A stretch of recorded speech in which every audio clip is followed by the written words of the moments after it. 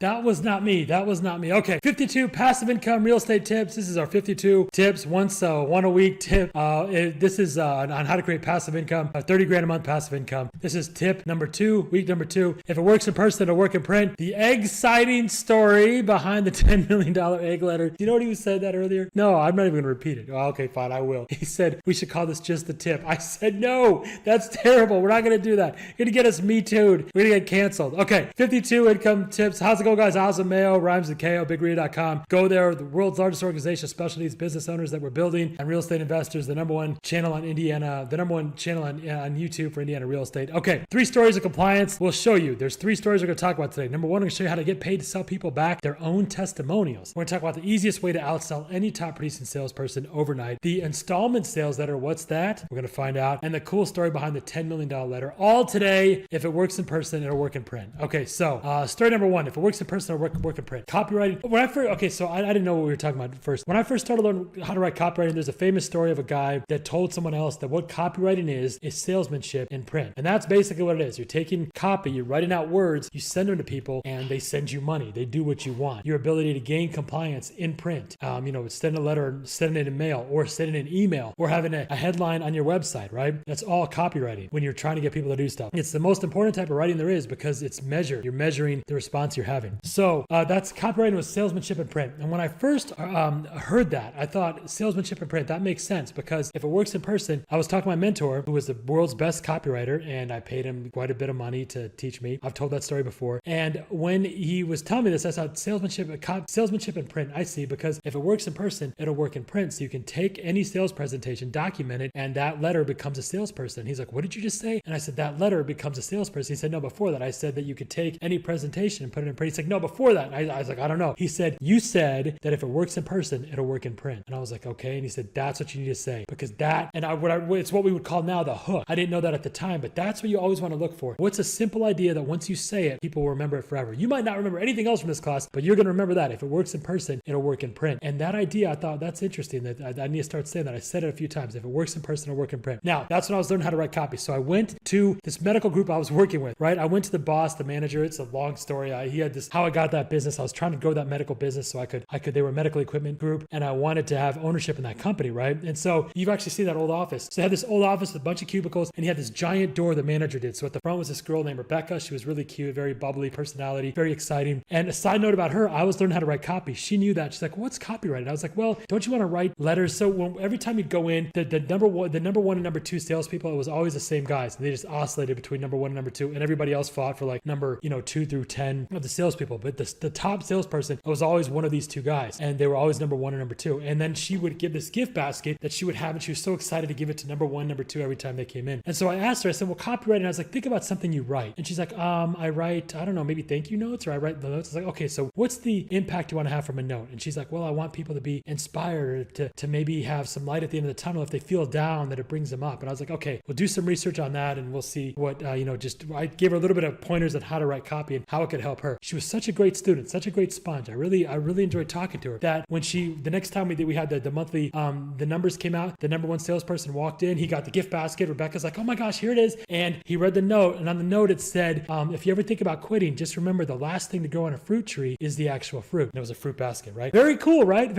So he took it. He's like, I like that. He posted up. And I've always remembered that all these years later, I remember that I thought that's what copywriting can do when it meets a good student. You could take even simple little, little nonsensical notes that people normally throw away. But if you understand copywriting and compliance, you say, what do I want people to feel? And then you can get better at writing it with more skill. Anyway, that was Rebecca. I really liked her. She was at the front desk. Then I'd walk by this maze of cubicles, the back door where the manager is. And he had this giant door. It was one of those doors that he was compensating for something. It was this giant door. It belonged, it should have had a lion's head on it. And the lion's beard had a brass ring, the doom, doom that you had to knock to open up. So he had this, it was always shut, by the way. And he always said the same thing. I don't want to be outnumbered. In his entire desk, he had two chairs behind the desk for him and 1 chair out front. It should be the other way around, right? You're behind your desk is 1 chair and there should be 2 because maybe there's 2 people. But he always said, I don't want to be outnumbered. No one was allowed in his office except for 1 person at a time. Anyway, I sat down, I talked to him. I said, listen, I have this idea on growing businesses that maybe we can take the same presentation. So the sales guys are doing the top 1 and 2 guys, right? They're always at the top. And we can just take those presentations and send them after they're done with the presentations. And we could send them to the same people. And he's like, oh, and I was like, because if it works in person, I remember the line, right? I said, if it works in person, it'll work in print. print. And he's like, if it works in person, it'll work in print. If it works he said it like 3 times. I was like, yeah, he gets it. It's exactly why you need a mentor, because they can tell you what a hook is even if you don't know. So he said, okay, if it works in person, it'll work in print. Okay, so I didn't know where we were on the story, so I didn't know how much I should tell. But so he was like, okay, yeah, well, we'll think about it. So basically, it's a definite maybe, right? Corporate speak. So he didn't do anything. A couple weeks later, I go back, make my way through the cubicles, and knock on his door. Comes in. I said, yeah, we talked about it. As soon as I walked in, he's like, if it works in person, it'll work in print. He pointed to me. He remembered the hook. He's like, if it works in person, it'll work in print. I was like, right. And he's like, yeah, how much would that cost? And I was like, man, it's going to cost like $6, $7. And we're making like $100,000, $200,000 would be an ideal transaction that we could have had. So, but again, it's not going to happen. He's like, well, I'll think about it. Okay, fine. So a couple more weeks go by. I see him. He's like, if it works in person, it'll work in print. I'm knocking on the door, midway of walking through the door, he opens it up. And I was like, yeah. And he's like, well, I've been thinking about that. It wasn't going to happen. Bottom line, it wasn't going to happen. So I went to Rebecca and I said, hey, here's what I want to do. Those top 2 salespeople, right? They have leads that they go see. They have people that they go see. When they're done with the lead, when the lead is a dead lead, because she was the one her and this other guy were the ones who scheduled it and they took some of the calls. So when a lead is dead, what I want to do is take this presentation, right? And let's send it to him afterwards. So I made it clear. I said, Rebecca, you understand what's going to happen. We're going to take the same sales presentation. Now that you have it, we're going to print it out and we're going to send it to the dead leads that they have. And then before I could say anything else, she said, because if it works in person, it'll work in print. She was so excited. I said, exactly. If it works in person, it'll work in print, right? And there's so many excuses where people don't do this. Well, why would it work? I already talked to him. I just talked to him. I would send them the same thing. There's 100 reasons, because now they can look at it. They can digest it better. They can talk to other people. We're not going to get into that. But the simple concept is you take a sales presentation and first we call it something else, but we take that presentation and we mail it to people right after we meet with them, right after we talk with them, right? So that's what I did with Rebecca and another guy who's gonna deal with some of the calls. I said, let's just track and see what happens. I set that in place, totally forgot about it. Didn't do anything. Built-in subtraction, by the way, that's like immediate passive income, right? Because the team is we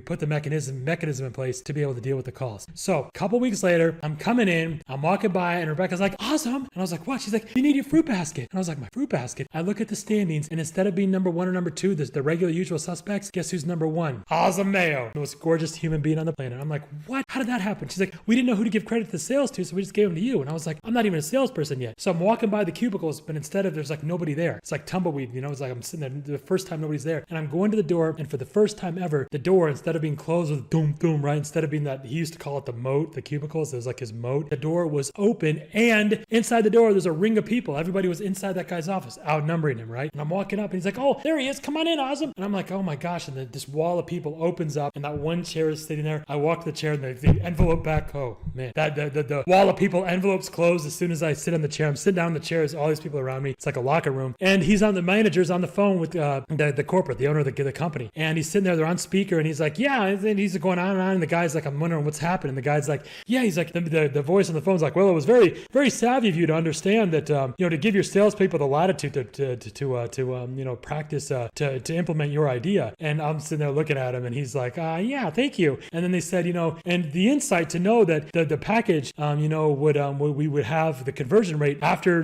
giving a presentation to send the entire presentation afterwards and to send it in installments, which is what I told him. I call them, we send it first, then we send it in installments. I'll talk about that in a second, how to send it. But, he was like, yeah, I appreciate that. And he's looking at me and then he knows I'm looking at him like, oh, and then he's avoided making eye contact with me. And then the manager on the voice was like, he's like, because they've been talking about this for a while, everyone was like high-fiving me. And I thought the guys might be a little upset because I was taking their dead leads, but they were like, oh, I thought the lead was dead and you converted. Everybody was thrilled and happy. And then the manager was like, he's like, so what inspired you to do this? Giving the manager all the credit. The CEO is giving the manager all the credit. The manager leans over, not making eye contact with me at all. And he's like, well, it's like I always say. And I'm like, don't you say it. Don't you say it, you motherfucker. He was like, if it works in person, it'll work in print. He said, and everyone's like, oh yeah, like, oh, what a great idea. So I learned, I didn't take credit for it. I gave him credit. I took the money. You should always be willing to do that. Give other people the credit. But that was one of the first times I realized how powerful this concept is, because honestly, you should never tell a story where you're the hero, right? And there's kind of a danger of me doing that because I was the number 1 salesperson, but honestly, it wasn't me. What did I actually do? All I did was take a simple idea. This idea of if it works in person or work in print, right? Take that same presentation they came up with, the leads they talked to, that they generated, that they tried to convert and that they failed at converting. And then Rebecca and the other young man, they're the ones who did all the follow-up. So essentially did nothing. And that's really important to understand about this process. If you can create a lot of passive income, if you can understand this, how easy it is to gain compliance. And once you see something that's producing compliance, you want to be able to repeat that as much as possible. Quick lessons here. A good mentor will notice brilliance even if you don't. If it works in person or work in print, it's something I said, but I didn't even notice I said it. And you need a good mentor mentor to actually take brilliance to point it out, because ever since he said that, I've used it as a hook and people remember it. And definitely, you'll probably remember, if nothing else from this class, that one line. Let others take credit, you take the money. I'll let the manager go ahead and it's like I always said, whatever, it's fine. He's still, to this day, they all think it was his idea. And you need to find and help Rebecca's, people who are excited about making money. I took the money I made, actually, I gave it to her and I let her and the guy split it, because it was, I had, what I wanted the whole time was to get my foot in the door. I needed to have some mechanism of showing, hey, I can grow this company really easily, really well. And I needed, and that was exactly what I needed. It was worth 10 times the money. So I gave them the money for it. It was just amazing. I was really, really happy about it. But whenever you see people like the Rebeccas that are excited, there's so many people out there that are really hustling. They're really hungry. They want to make things happen. It's one of the things right now. Anna's making videos. I hope you guys are following along with all these amazing deals these guys are doing, and they're making things happen, doing 50 grand flips, 30 grand flips, 120 grand flips, right off of Zillow, right off the MLS, right off the market. But we're able to, the exciting part is how much we're able to help heroes and build our team and make people who are, hustlers, able to reward them. Otherwise, we don't have a meritocracy. So what determines where you're going to go in life is where your parents went for almost everybody. But to be able to give people those ladders, it's amazing. It's really a really cool process. So I love doing it. Find Rebecca's and help them. Okay, that was story number one. Story number two. So we needed an idea with legs, a $10 million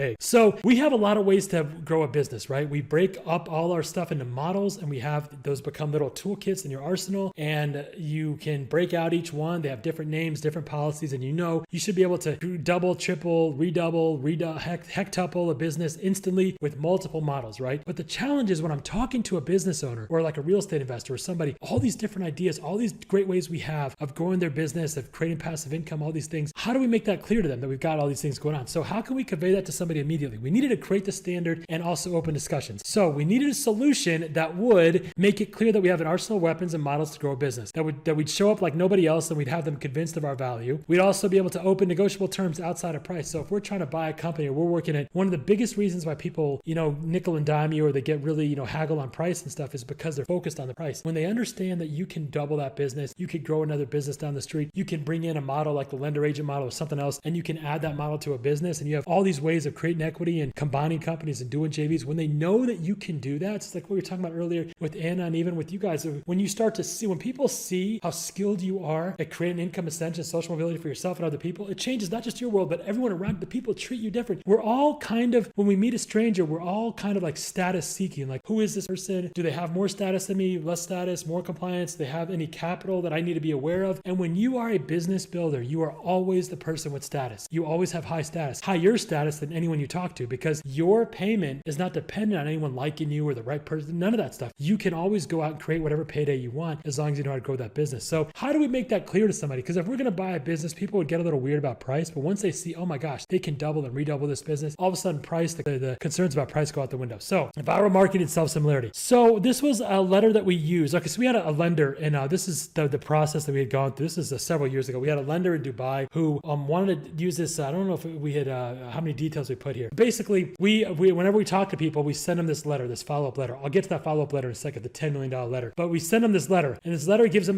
the whole point of this letter is, you and I just talked about doing whatever, right? Doing a JV. But there's also a whole bunch of other ways of making money. Here's an example. And that way I plant the seed that there's all these other ways. So if we run into a brick wall and negotiating a price or something, I can always bring up, hey, there's all these other things we can do. Or how about this? Why don't we leave this where it's at and you watch us do this other deal? And then they see us like, oh my gosh, that's crazy. Now, like one of the ways we're using these videos of deals that Anna's doing is with our lenders, with our hard money lenders, with our investors, and we're getting better terms and better deals. And we're showing, look, this is what we do. This is how we're helping our investors, how we're helping the community, how we're helping our people, right? Show, don't tell, let people know, the brilliance that you're bringing. So we talked to a lender. One of our conversations, we're working with a lender in Dubai, and we sent him the follow-up, that letter that I'm going to explain in a second. He gets that letter. He's like, oh my gosh, I love this. Tell me more about these different ideas. I said, okay, well, why don't he said, how can we do this? And we had a bunch of stuff we were going at the time. So I said, how about this? How about we just send that exact same letter to your people? And then when you get a call, you get a lead, just let us know and we'll talk to him with you. He's like, okay, great. Yeah, I got a lot of business owners. So he sent it out there, and he had a trucker respond, a guy who had a trucking business. And he was like, I love this. This is amazing. What should we do? And I said, you know what? Let's just do the same thing. Self-similarity. I said, let's just send the same letter out to your people. He's like, okay. He sent the letter out to his people. And we got in touch with a shipping company. The shipping company, we talked to him. We said, okay, I said, what would you say your biggest challenges? He had said he had issues with the closing rate, basically. So we said, okay, because here's an idea. We can take, once your top guys, take your top 1 or 2, 3 guys, and we know based on numbers, the 80-20 rule, they're usually going to be making several times that everyone else is making. But let's take, right after they're done with the lead, let's take that same presentation that they have. Let's call it something else like a consumer guide or whatever, and let's send it to them right right afterwards, because if it works in person, it'll work in print. He's like, if it works in person, it'll work in print. The lender heard that. The lender's like, yeah, if it works in person, it'll work in print. That's a great idea. The trucker business is like, if it works in person, it'll work in print. All three of them had said this. We're all on a call. So we took the same presentation. We mailed it to his people afterwards. He not only, I think he doubled and redoubled his business, or tripled and re-tripled his business. But bottom line is, he was doing $400,000 a month in extra business as a result of doing this little technique. This was a testimonial I used for years. I made, it was like in the first 2 years of this one little letter, made me $2 million, or it made me $2 million was how much it had made. It made $10 million for the business, $11 million. And the lender actually got something like $2 or $3 million. And he ended up giving $1 million to one of our heroes on our team. I told the whole story before, but this is the background of that story, how we did it. We just used the same little egg letter. We used it for self-similarity. First, we used it to get that bill, to get the response from that lender. Then we used it with his clients. We got the trucker. Then we used it with his clients. We got the shipping business, and we just helped that business grow. We didn't plan on making any money. Let's just see how much we can grow that business. Blew it up, extra $400,000 or $500,000 a month. That continued for 2 years. The money that the broker made was over $2-3 million, something like that. And he actually gave $1 million to one of our heroes to do more deals like that. So I've never actually told the background of that story. I only use a testimonial, but this was the background of how we found that story, because it's not that difficult. And if you don't know what to do with somebody who's like, yeah, what other ways do we have of growing the business? Say, well, you know what? Why don't we just take that same letter and just send it out to your people and see what happens, right? So we're just using that same letter and creating that self-similarity. That's the story behind the testimony that we used for years, how I made $10 million in 2 years from this simple concept. That was the story number 2. So story number 3, I think this is it. Okay, story number 3 is the actual $10 million. So what is in that letter? Why is that letter so powerful? I'm going to read that letter to yourself. The actual story itself. The egg letter is used as a lead generator. It's used as a compliance asset. It's used as a nobody mountain. It's a great way to get a group of people to ask for doublers and triplers. The whole point, like I said, all those things earlier that we talked about, I need a way to get people to make it clear we have an arsenal of weapons and models to go. We show up like nobody else, so we can grow your business. We can open negotiable terms that are outside of price, how to create the standard, how to convey that we've got so many ways to go. How do we do all that? This one letter does that. It's a one letter front page. It's a great way to get a group of people to ask for doubles and triples. The story itself is pretty interesting too. Here's the exact story and letter. So check this out, guys. We're going to go through this right now. Here it is. Here's that letter. Okay, so imagine that you and I just talked. Let's say you're a realtor. Let's say you're a broker, a business broker in Dubai or whatever. You and I just talked. We talked about doing a JV, or we talked about buying the company or growing the business through this one model or whatever. I want you to know there's a whole bunch of other ways that we can grow that business, right? So right after we talk, you get this letter. Here's what it says. In May of 1970, the American Haynes Incorporated, by the way, it's coming from me. We just talked, so you know we get it. So I'll say, hey, I'm going to send you a quick letter. If you could just give me your feedback on it, so I know you're going to read it. But there's something else we do that's really cool to make sure that you read it as well. So in May of 1970, the American company Haynes Incorporated had a big problem. That's the headline, right? You're right here, right at the top. Yeah. They wanted to get into the hosiery industry, specifically into women's pantyhose market. That's what you meant by hosiery. Hosiery, oh my goodness. This kid is going to get us all canceled, and me too. They wanted to get into the hosiery industry, specifically into the women's pantyhose market, but there were over 600 competitors. Add to that small margins, unknown price points, stores' existing relationships with people that they bought from, the packaging being a mess, etc. For years, Haynes saw no future in the hosiery industry. A trip to Germany changed everything. Robert Elberson, president of Haynes at the time, was on a trip to Europe, and he noticed the pantyhose brand Lady Bravoni being sold in grocery stores. This was entirely unheard of, and the location alone was enough to shock Elberson. However, he was soon even more impressed when he paid closer attention. That's when he noticed the self-containing package, the display carton, the young girls from the company, not the store, who were stocking the shelves and mingling with customers. Further research showed that Bravani was paying about 40% of the sales at the grocery store. Crazy. Elberson came back to America with a mission. Inspired by Bravani's brilliance, Elberson directed the Haynes company to take action. They created a carton to package the pantyhose in. They wanted it to seem like something appropriate for a grocery store to have, so they created an egg. The name was a combination of the words legs and egg, legs, and the 2 G letters would resemble baby chicks. How did they get grocery stores to sell them? They charged them nothing to buy, so the grocery store didn't have to pay for anything. Used attractive displays, hired over 400 route girls to come and do all the stocking and inventory and customer care, and they paid the grocery stores over 40% of the sales, a full 7 times the average. Recognized all these practices borrowed from Bravani. At the time, all this was considered crazy, so how did it go? That was in May of 1970. By 1973, Legs had sales over $150 million and controlled over 35% of the market. Their dominance would only grow over the next 20 years. Legs was a base for Haynes that helped them turn into a $7 billion company with over 60,000 employees that we see today. Plus, the packaging was always seen as a negative, right? Well, Haynes turned this on its head too. The egg packaging was so popular that in 1976, they released the Legs idea book that showed dozens of uses for the eggs for things like toys, crafts, plant pots, etc. They sold almost 1,000 books a day in the first 30 days. People were buying Legs because, not in spite of, the packaging. What a way to turn a handicapped handicap into an asset, trash into treasure. So what's the point, Azam? Why did you send me this message in an egg? Okay, spoiler alert. If you, depending on how old you are, you remember these eggs used to be everywhere. Now, some people are like, what? Who wears pantyhose? I don't know what you're talking about. They were everywhere. Just ask your parents or your grandparents. They were everywhere. So what we would do is I'd take this letter, and this is front page, one page, front and back. I crumple it up, and we put it in an actual egg, and you would get an egg. We still do this every now and then, but you would get an egg. So I know you're going to open it because I said something, because I just talked to you, right? Very high compliance right afterwards, especially if I ask you for your feedback. Instead of saying, I want you to buy shit, I ask you, hey, what do you think about this? So that's how we get people to open the letter. We have an agreement, but also that it actually comes in an egg. So even if I didn't have that conversation, people would open this up because it's just a really cool letter to get. All right, so that's the great question. So Azam, what's the point? Why did you send me this message in egg? Great question. I want you to know that today is your lucky day because, turnover, there's a tremendous lesson from legs. Did you notice it? Lucky for Haynes, Elberson was out looking for brilliant ideas to introduce to the company. After tens of millions spent on experts, marketing strategists, radio, TV consultants, brand marketing, packaging designs, etc., all they had to show for it was failure. It was just one idea that changed everything for Haynes and put them on the path to $7 billion. That's the power of one imported idea, the MFM stuff. You could take a single idea from another industry, business, competitor, salesperson, country, geographical region, department, etc. Just a single imported idea that is as common as dirt in one area can be introduced to your business and have a nuclear impact. So my question to you is this: are you looking for your legs idea? How many people on your team are out there aggressively searching for and hopefully find in your business an imported idea that can do for you what legs did for Haynes? If you're happy with your answer, then you can throw this letter away because I'm wasting your time. And I actually saved you some of the time by crinkling it up ahead of time.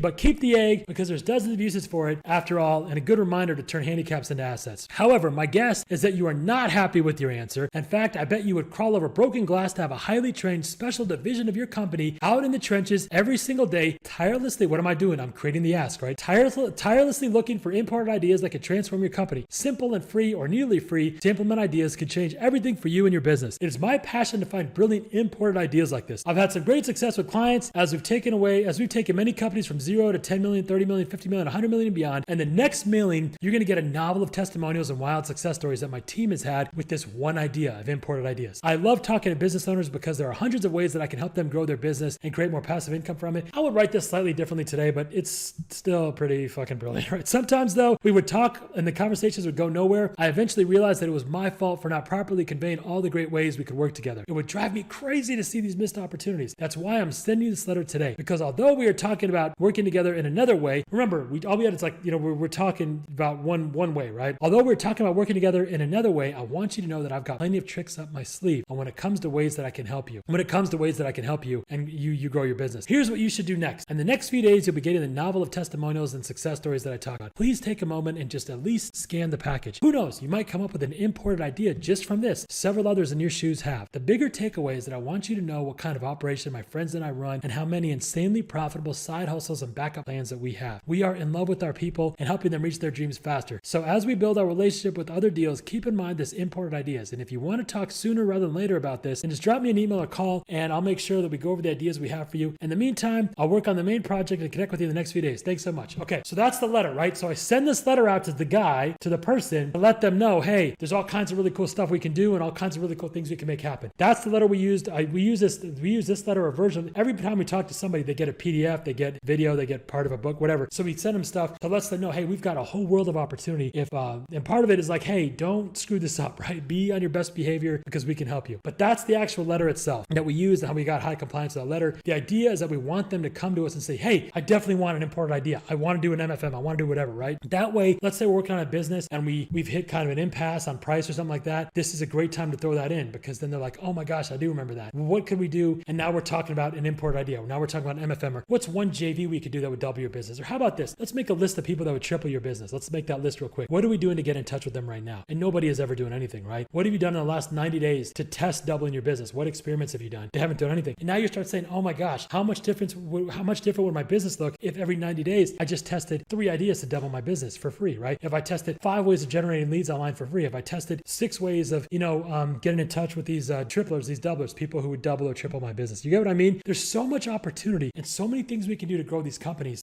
that it's really important that we introduce that. So that was story number 3. Okay. Passive income from this. How can you create passive income from this? This is all passive income is basically you creating predictable transactions. I'm talking about as an active investor. As a passive investor, you're buying enough assets or equity that create passive income. But if you could create predictable transactions, if you can go to a business and create transactions, either taking their sales letter, by the way, are we going to talk talk about this right now? So we're looking at predictable transactions with scalable, repeatable campaign. Now, how do we create that campaign? We'll talk about that in a second. Remember the passive income pyramid. We have the GXMs at the bottom, transaction agreements, residuals, royalties, licensing, and equity and dividends at the very top. We want to turn sales. Don't use sales presentation or sales material, marketing material, or my brochure. Oh my gosh. There's a story about people that go to hell. There's 3 people. One of them's a salesperson, and they can get anything they want. And I don't know why. Maybe they should be in heaven, shouldn't they, if they get whatever they want? But anyway, the devil says, what do you want? One guy's like, I want a mansion. The other guy's like, I want, beautiful women, a bunch of nice cars. He gets that. And then the salesman's like, I want a bunch of brochures. Like, that's all. Salesmen just want brochures. So get rid of sales. Don't use that anymore. We want to talk consumer guides, market reports, consumer studies, consumer awareness guides, stuff like that, consumer reports, free reports, stuff like that. We want to use that. So then when we mail it, here's how we mail it. First, take the entire thing and send it to them right afterwards, the entire bulk of it, right? And then we do the installment, the horizontal sending of it. Then we send chapters. So break it up into 3 chapters, 5 chapters, 10 chapters, whatever, and break it up. And we want to put as many testimonials as we can. So at first, send that. Every time you send a package, the front page should be 3 to 5 pages of just testimonials, and testimonials ideally from the actual material itself. So this presentation, sales presentation, whatever, it should be so good that you come up with testimonials on its own. So when we used to send out the listing packet for sellers to list their house, we say, hey, we have 10 ways there to run your ad for free online. And we'd send like 10 pages of seller testimonials. You know what? I sold my house on my own just from going through the CMA packet. And that way sellers like, oh my gosh, I really got to check that out, because it's not a listing agreement. It's not a sales presentation or a listing presentation. It's a consumer guide on how